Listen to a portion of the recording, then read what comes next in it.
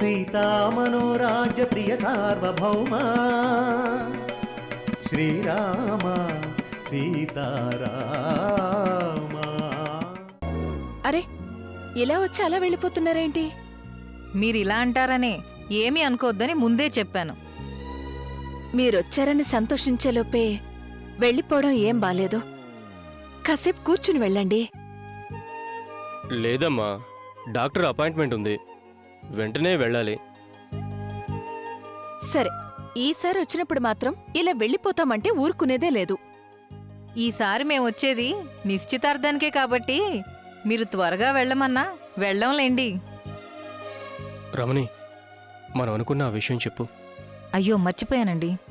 అన్నట్టు మీకు ఒక ముఖ్యమైన విషయం చెప్పాలి వదిన గారు. చెప్పండి. ఈ నిశ్చితార్థానికి సింధు వాళ్ళ పెద్దన్నయ్య వాసుదేవ్ గారు కూడా తప్పనిసరిగా ఉండాలి. ఈ వాసుదేవ్ గారు లేకపోతే సంబంధం ఎంగేజ్మెంట్ వరకు వచ్చుండేదే కాదు. అందుకని వాసుదేవ్ గారు ఈ ఎంగేజ్మెంట్కి కంపల్సరీగా ఉండాల్సిందే. ఇది మా రిక్వెస్ట్ మాత్రమే కాదమ్మా, మా డిమాండ్ కూడా. వస్తాం వదిన గారు. వస్తాం బాబు.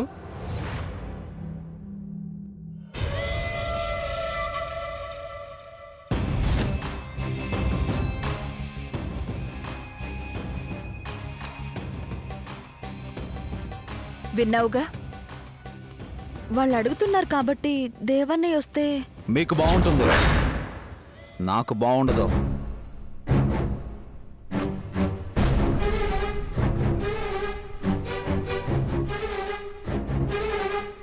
అమ్మా, వాసుదేవ్ ఇంటికి రావడం నాకు నచ్చదు. పెళ్లి పెద్దల ఫోజులు కొట్టడం నాకు అస్సలు నచ్చదు. అందుకే వాసుదేవ్ వస్తే నేను ఉండను. వాసుదేవ్ రాకపోతే వాళ్ళకి నష్టం. కాబట్టి వద్దని కాదని నేను చెప్పను. ఏం చేస్తే బాగుంటుందో నువ్వే డిసైడ్ చేసుకో. నా కారణంగా ఒకసారి చెల్లి ఎంగేజ్మెంట్ చెడిపోయింది. మరోసారి నా కారణంగా చెడిపోవడం నాకు ఇష్టం లేదు. ఆ విషయం కూడా ఆలోచించి నిర్ణయం తీసుకోండి.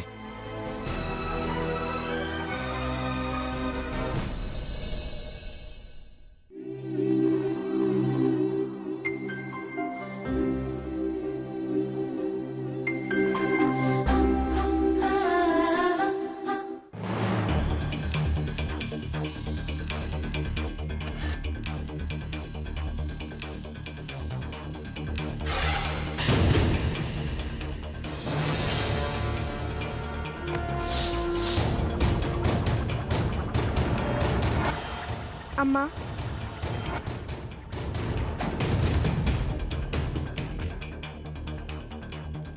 నువ్వు నాన్నమ్మతో ఏం మాట్లాడావు?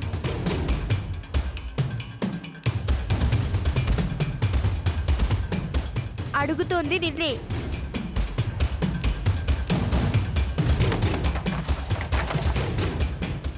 మాట్లాడవేంటమ్మా?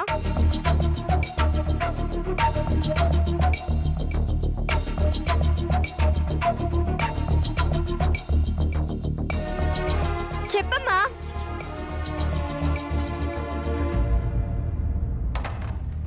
శక్తి బాబాయ్ చెప్పింది నిజమేనా? నాతో మాట్లాడొద్దని, నన్ను కలవద్దని చెప్పావా? చెప్పమ్మా. చెప్పాను.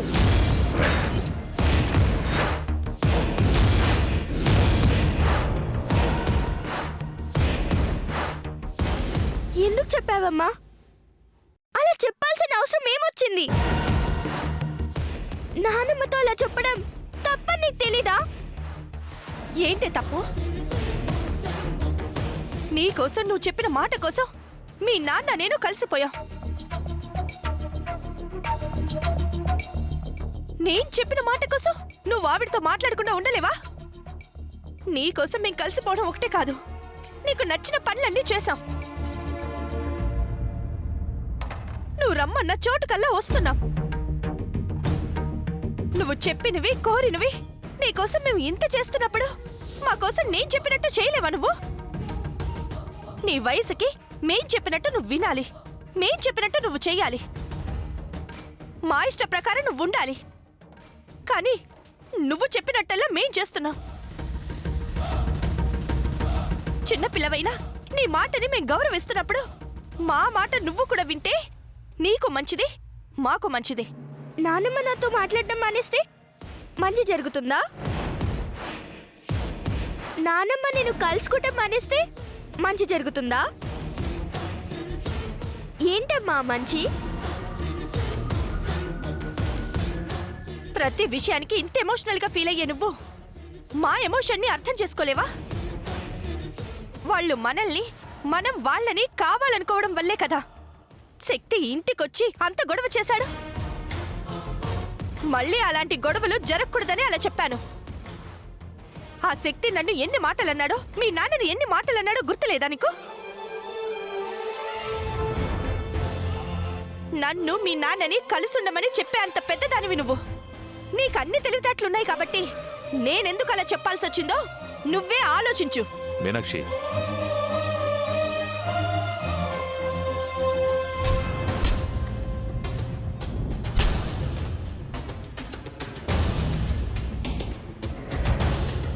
వాడేదో మూర్ఖంగా మాట్లాడాడని నువ్వు ఇలాంటి డెసిషన్ తీసుకోవడం కరెక్ట్ కాదు మీనాక్షి. ఉమాదేవి గారికి అను అంటే ఎంత ఇష్టమో అను కూడా ఆవిడంటే అంతే ఇష్టం. చిన్నపిల్ల మనసును అర్థం చేసుకోకుండా వాళ్ళిద్దరి మధ్య ఉన్న ఆప్యాయతని తెంచేయాలనుకోవడం తప్పు మీనాక్షి. వాళ్ళిద్దరి మధ్య ఆప్యాయతలు, ప్రేమలు పెరగడం వల్ల నా భర్త గౌరవం, మర్యాదలు పోతున్నాయి. అది నేను భరించాలా?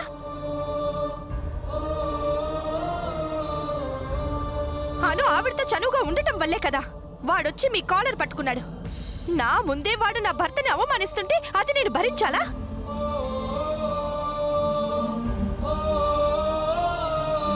అను, నేను ఆవిడతో అలా చెప్పానని బాధపడుతున్నావే కానీ ఆవిడ నువ్వు క్లోజ్ గా ఉండటం వల్ల మీ అమ్మా నాన్నల పరువు పోతుందని అదే ఆలోచించవా?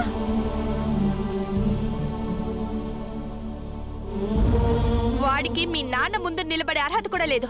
అలాంటి వాడొచ్చి మీ నాన్నని అవమానిస్తుంటే చేతకందాన్లాగా సైలెంట్ గా నేను ఉండలేను. నా భర్త పరువు మర్యాదలతో నాకేంటి పని అని నేను అనుకోలేను. అందుకే చెప్పాను. ఆవిడ మీద నాకు కూడా ఇష్టం, ప్రేమ ఉన్నాయి, కాదండం లేదు. కానీ ఆవిడ ప్రేమ కోసం తప్ప మీ నాన్న గౌరవం కోసం ఆలోచించవా? మీ నాన్న పరువు పోయినా పర్వాలేదా? అదేనా నీకు మీ నాన్న మీద ఉన్న ప్రేమ?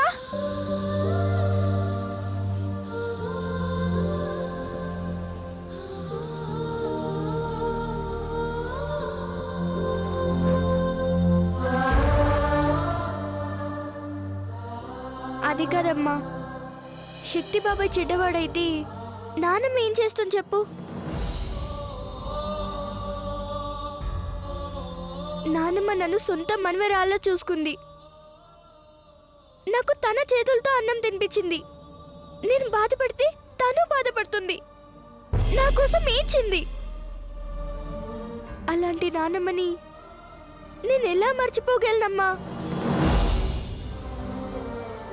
ఒకరి కోసం ఇంకొకరిని బాధ పెట్టడం కరెక్ట్ కాదమ్మా.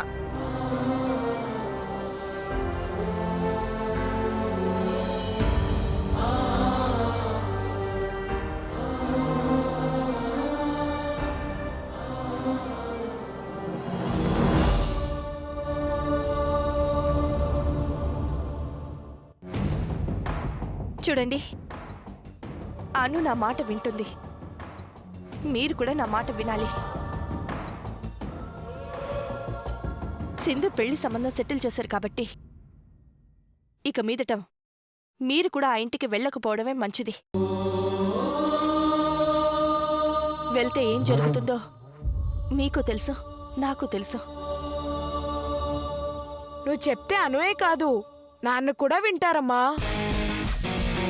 నువ్వు అంత ప్రేమగా చెప్తే నాన్న ఎందుకు కాదంటారు? అమ్మంటే మీకు ఇష్టం కాబట్టి అమ్మ చెప్పిన మాట వింటావు కదా నాన్న?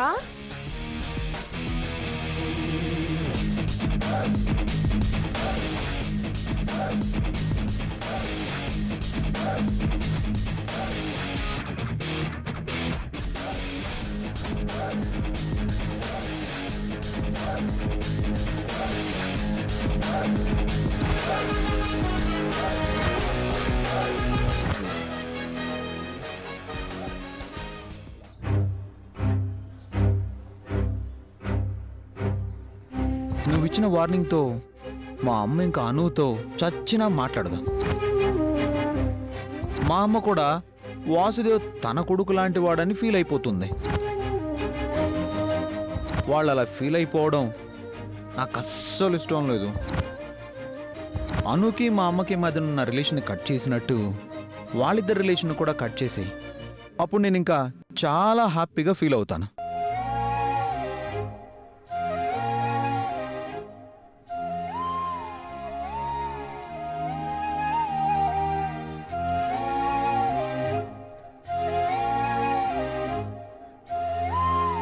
అమ్మాను,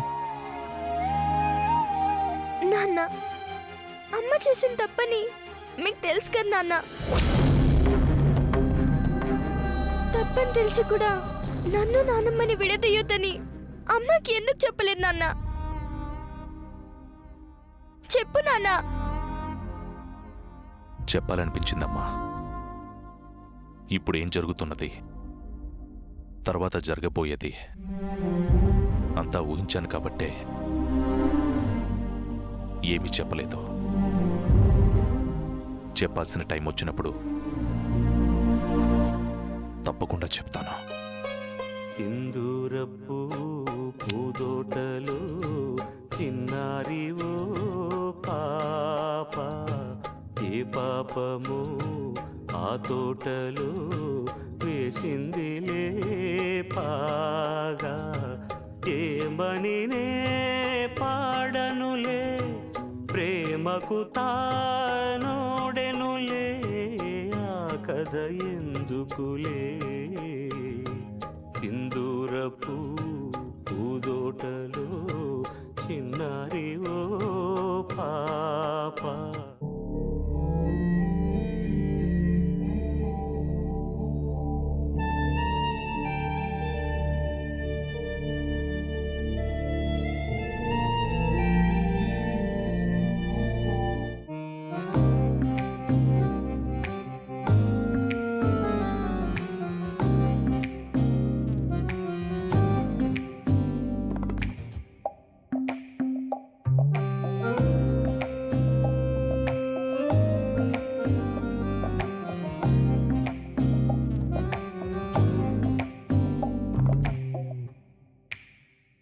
బాబూ, ఏంటి బాబు అలా ఉన్నావు? ఏమైంది? మీ ఫ్యామిలీతో కలిసి కేక్ కట్ చేశారు, ఫ్యామిలీతో కలిసి గుడికి వెళ్ళొచ్చారు. బర్త్డే రోజు హ్యాపీగా ఉండాల్సిన మీరు ఇలా మూడాఫ్లే ఉన్నారండి సార్. మీనాక్షి నా ఇంటికి రావడం, నాతో కలిసి ఉండడం, ఇదంతా నాటకమని నాకు బాగా తెలుసు, మీకు తెలుసు.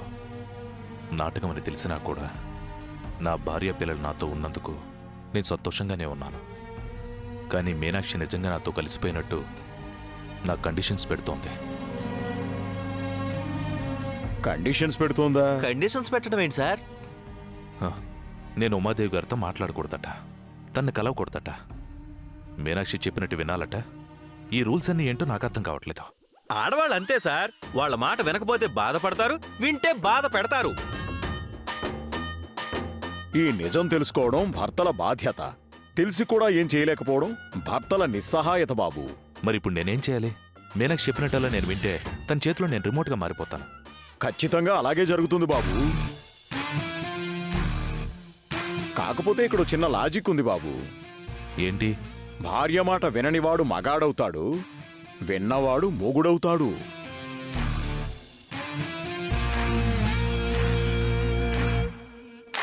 బాబాయ్ చెప్పింది నిజమే సార్. భర్తలనేవాళ్ళు ఖచ్చితంగా ఈ రూల్ పాటించాల్సిందే సార్. ఏం మాట్లాడుతున్నారు అవి? ఈరోజు మీనాక్షి అలా చెప్పిందంటే అది నీకు వార్నింగ్ ఇచ్చినట్టు కాదు, భార్యగా భర్తకు సలహా ఇచ్చినట్టన్నమాట. సలహా ఇచ్చినట్టు కాదు, నన్ను తన కంట్రోల్లో పెడుతున్నట్టుంది. భార్య భర్తని కంట్రోల్లో పెట్టాలనుకున్నప్పుడు భర్త కూడా భార్యని కంట్రోల్లో పెట్టుకోవాలి. నువ్వు కూడా అలాగే చేయి. అదెలా అవుతుందండి? ట్రై చేయాలి సార్. మేడం గారంటే మీకు చాలా ఇష్టం కాబట్టి మేడం గారు ఏం చెప్పినా మీరు వింటారు. అలాగే మీరు కూడా మీ మాట మేడం గారు వినేటట్టు చేసుకోవాలి సార్. నేనేం చెప్పినా తను వినదు రవి. వినరు కాబట్టే మీరు కూడా మేడం గారి ఫార్ములా ఫాలో అయిపోవాలి సార్. అర్థం కాలేదు. అర్థమయ్యేటి నేను చెప్తాను బాబు. మీనాక్షి భార్యగా పెత్తనం చెలాయించడం మొదలుపెట్టింది కాబట్టి భర్తగా నువ్వు కూడా చెలాయించడం మొదలుపెట్టు. పెత్తనమా? అయ్య బాబోయ్, భార్య మీద పెత్తనం చెలాయించడానికి చాలా ధైర్యం ఉండాలి గురువు గారు. ఉండాలంటే ముందు మందెయ్యాలి. మందా? అదే కరెక్ట్ సార్. పిచ్చి పిచ్చిగా మాట్లాడకు రవి. అదొక్కటే మార్గం బాబు.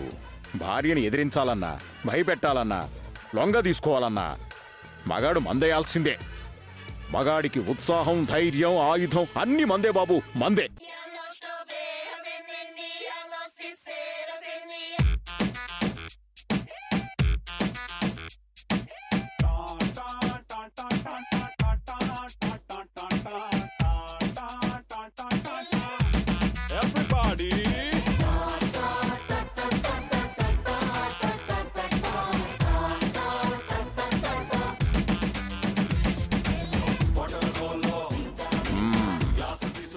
లేపే బాబు.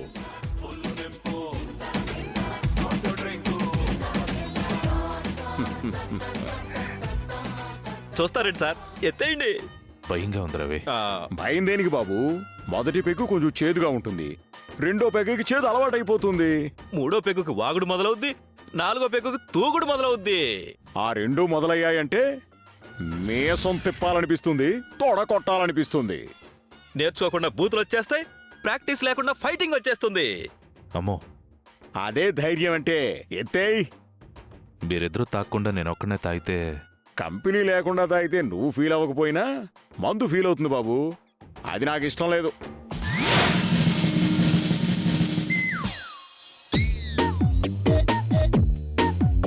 రవి, నువ్వు తాగువే. నాకు పెద్ద అలవాటు లేదులేండి సార్. మీ సార్కి అలవాటు ఉందేంటి? అవును సార్, నిజమే. మంచి పని చేయమని ఎదుటి వాళ్ళు చెప్పేటప్పుడు ముందు మనం చేసి చూపించాలని మీలాంటి వాళ్ళు, అంటే పెద్దవాళ్ళు చెప్పారు. వేయండి. Cheers. మీరు నీళ్లు కలుపుకోలేదు? అదా, పావుగంట ముందే నీళ్లు తాగాను బాబు. లోపలికి వెళ్ళాక కడుపులో ఉన్న నీళ్లతో కలిసిపోతుందిలే బాబు. Cheers. Cheers.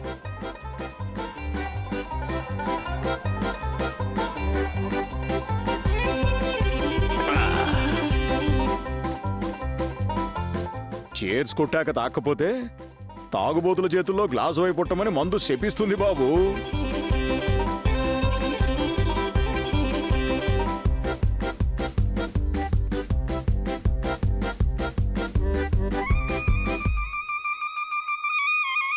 ఏంటి బాబు,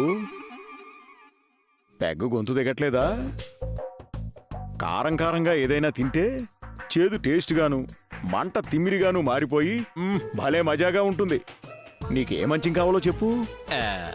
నేతిలో దోరగా వేయించిన జీడిపప్పు మీద ఇంత, ఏంటి ఇదిగో ఇంత ఇంత ఉప్పు కారం చల్లితే మా సార్కి చాలా ఇష్టం.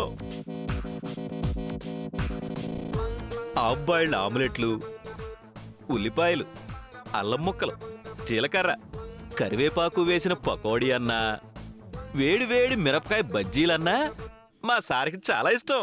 ఓకే బాబు, అవే తిను. ఈ టైంలో రవిని హోటల్కి పంపించి అవన్నీ తీసుకురమ్మన్నా బాగుండదండి. ఇంట్లో నీ పెళ్ళం ఉండగా హోటల్ నుంచి తెప్పించడం ఎందుకు బాబు? అవన్నీ మీనాక్షి చేయిద్దాం. మీనాక్షి? మరి నిన్ను మందు తాగమని చెప్పింది నీ భార్యకు భయపడమని కాదు, కంట్రోల్లో పెట్టమని. అది కావాలి ఇది కావాలని నువ్వు ఆర్డర్స్ పాస్ చేయాల్సిందే. వద్దులేండి, బాగుండదు. అలా చెప్పడం నా వల్ల కాదు. కాదంటారేంటి సార్? మందుకు వాల్యూ లేకపోతే అది తాగిన మీకు కూడా వాల్యూ లేనట్టే. అవునా? అంతే సార్. అది నా గ్లాసు. నీదే లేవయ్యా. కడుపులో నీళ్లు ఎక్కువైపోయి మందు తక్కువైపోయింది. ఇప్పుడు బ్యాలెన్స్ అయిపోద్ది.